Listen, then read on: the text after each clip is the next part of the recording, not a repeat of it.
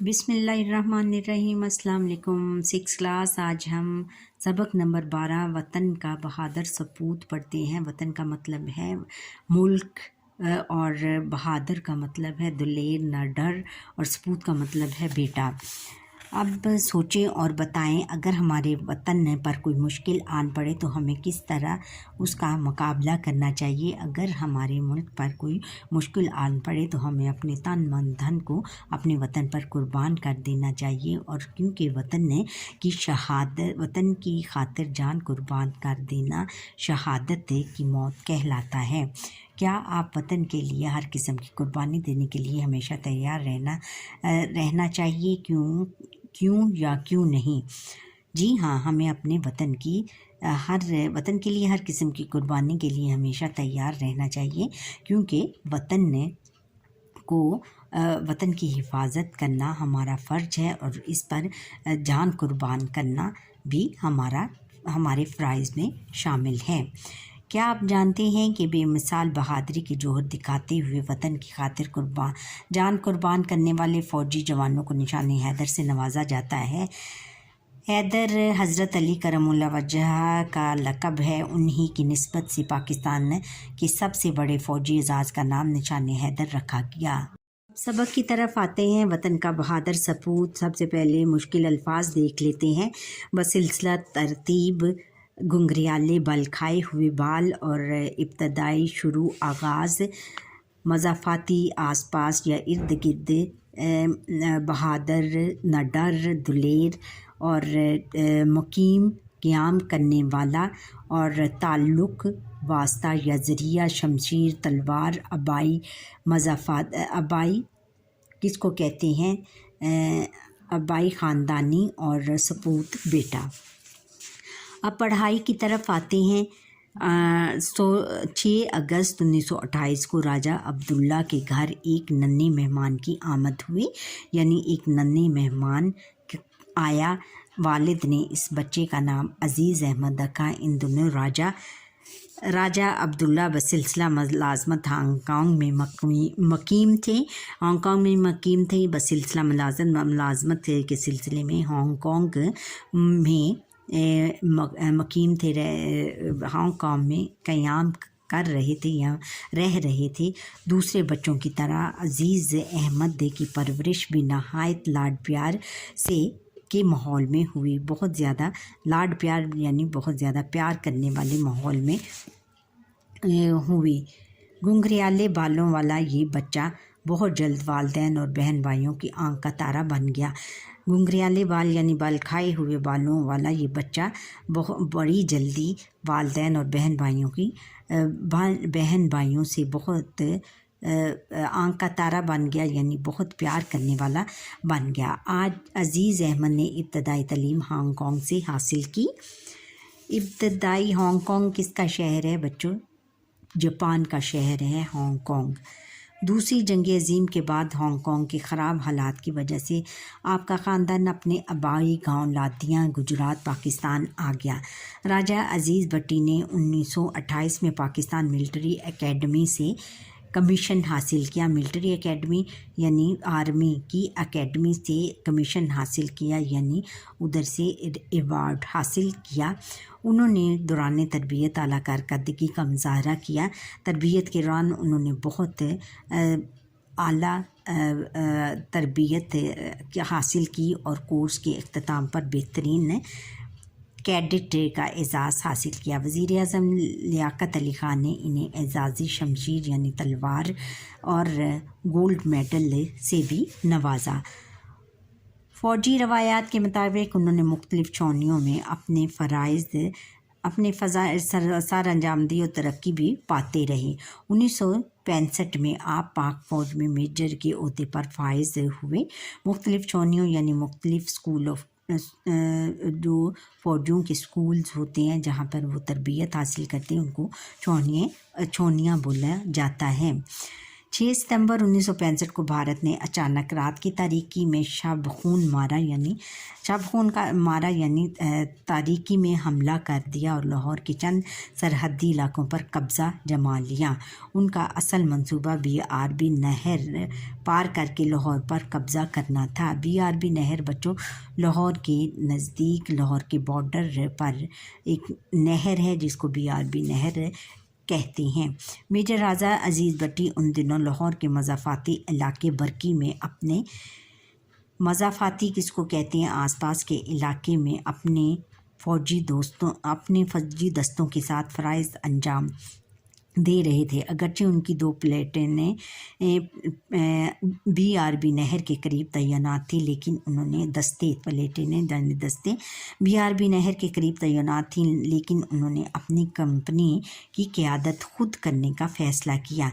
यानी वो उन्होंने हदायत नहीं दी बल्कि उनके लीडर बन के उनको हदायत नहीं देते रहे, बल्कि उनके आगे खड़े होकर उनको लीड करते रहे। उनका और अगली पलटीन की कमान संभाल ली, यानी उनको लीड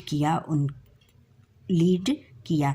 दुश्मन मुसलसल हमले कर रहा था लेकिन राजा अजीज़ भट्टी दुश्मन की पेशकदमी पर गहरी नज़र रखे हुए थे। पेशकदमी यानी उसकी जो उस पर पेशकदमी यानी उससे पहले की गई जो गहरी नज़र थी उस पर वो नज़र रखे हुए थे। वो डट कर दुश्मन का मुकाबला कर रहे थे। वो बड़ी बहादुरी के साथ दुश्मन का मुकाबला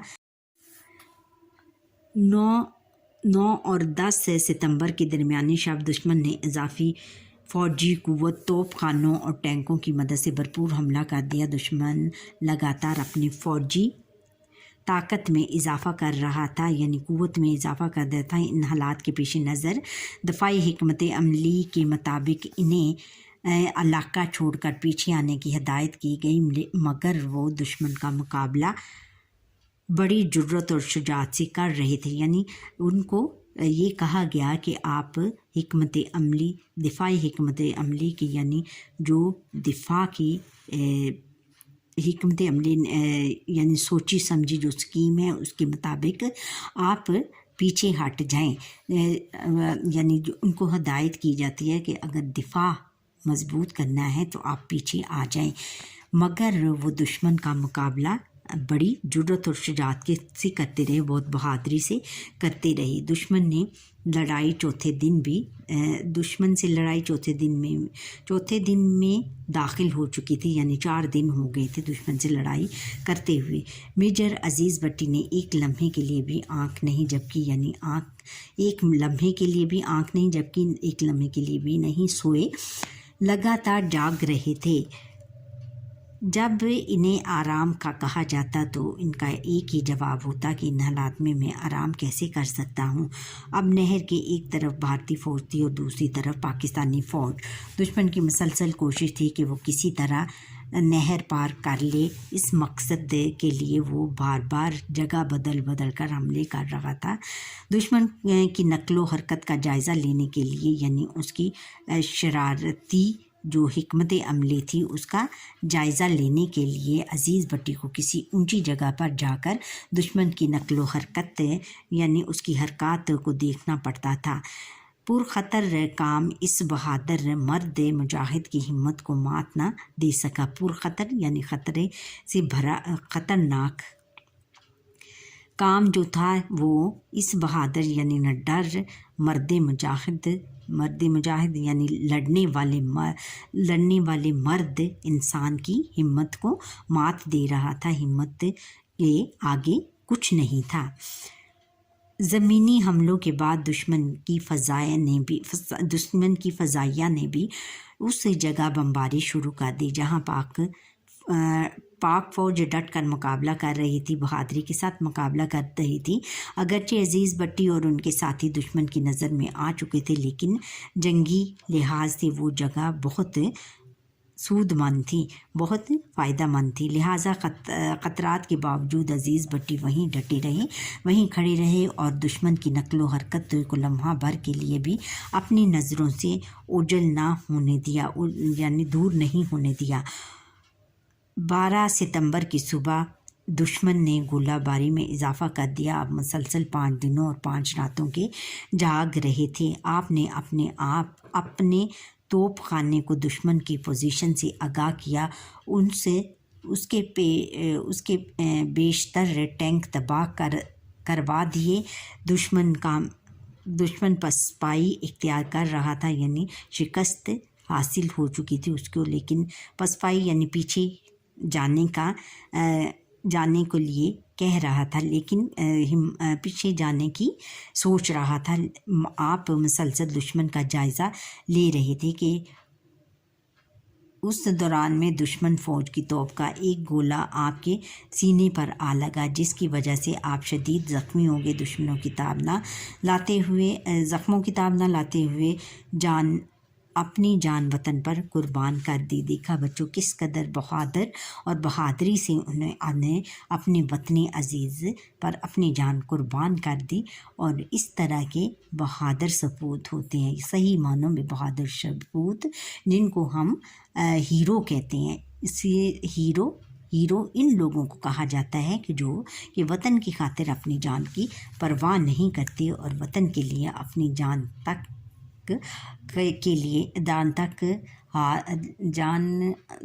پر بھی کھیل سکتے ہیں۔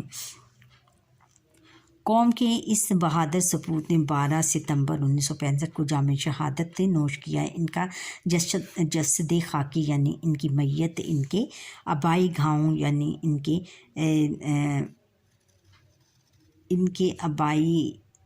گاؤں یعنی ان کے جو آباء و اجداد کا جو گاؤں تھا لادیاں لے جایا گیا، جہاں انہیں مکمل فوجی اعزاز کے ساتھ دفن کیا گیا۔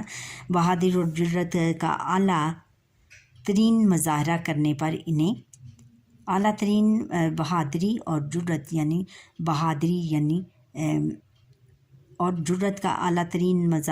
پر انہیں 12 ستمبر 1965 کو افواج پاکستان کے سب سے بڑے اعزاز نشان حیدر سے نوازا گیا۔ قوم کا یہ بہادر سپوت ہمیں یہ سبق دے گیا کہ ضرورت پڑنے پر ہمیں اپنے وطن عزیز پر تن من دھن نثار کرنے سے بھی دریغ نہیں کرنا چاہیے۔ اچھا بچوں، اس سے ہم نے کیا سیکھا؟ راجہ عزیز بٹی شہید نہایت دلیر اور نڈر فوجی جوان تھے۔ راجہ عزیز بٹی شہید نے ہمیں سکھایا کہ وطن عزیز کی حفاظت کے لیے ہمیں جان تک قربان کرنے سے بھی دریغ نہیں کرنا چاہیے، یعنی ہمیں اپنے وطن کو بچانے کے لیے ہمیں اپنی جان کا بھی نذرانہ جان قربان کر دینی چاہیے، اس سے ہمیں پیچھے نہیں ہٹنا چاہیے۔ اچھا بچوں، یہاں پر ہی ہمارے آج کا یہ لیسن آپ کی ریڈنگ ختم ہوئی۔ آپ نے اس سے سیکھا کہ ہمیں اپنے وطن کی حفاظت کے لیے کس طرح جو بہادر سپوت ہوتے ہیں اپنے وطن کی حفاظت کے لیے اپنی جان تک کا نذرانہ پیش کر دیتے ہیں، اور اپنی جان کی پرواہ کیے بغیر اس کی حفاظت کرتے ہیں اور اس پر آنچ نہیں آنے دیتے۔ دیکھا یہ جو میجر عزیز بٹی شہید نے کیسی جرأت اور بہادری سے اپنے ڈٹ کر دشمنوں کا مقابلہ کیا اور اپنے وطن کو بچا لیا، ہمیشہ کے لیے پاکستان کا جھنڈا اونچا رکھا اور اپنے وطن کی خاطر جان قربان کر دی۔ اسی طرح کے ان لوگوں کو ہمیں ہیرو کہنا چاہیے، صحیح معنوں میں یہ ہمارے نیشنل ہیرو ہیں، اور ان کو ہمیں ہر سال خراج عقیدت پیش کرنا چاہیے۔ اچھا بچوں، یہاں پر ہی ہمارے آج کے لیسن کا وقت ختم ہوا۔ آپ مجھے لائک سبسکرائب کریں اور بیل آئٹن پر کلک کریں، اور جو میرا لیسن فرسٹ ٹائم دیکھ رہے ہیں وہ سبسکرائب کریں اور میرے لیسن کو پورا دیکھا کریں، اس کو اسکپ مت کیا کریں۔ اللہ حافظ۔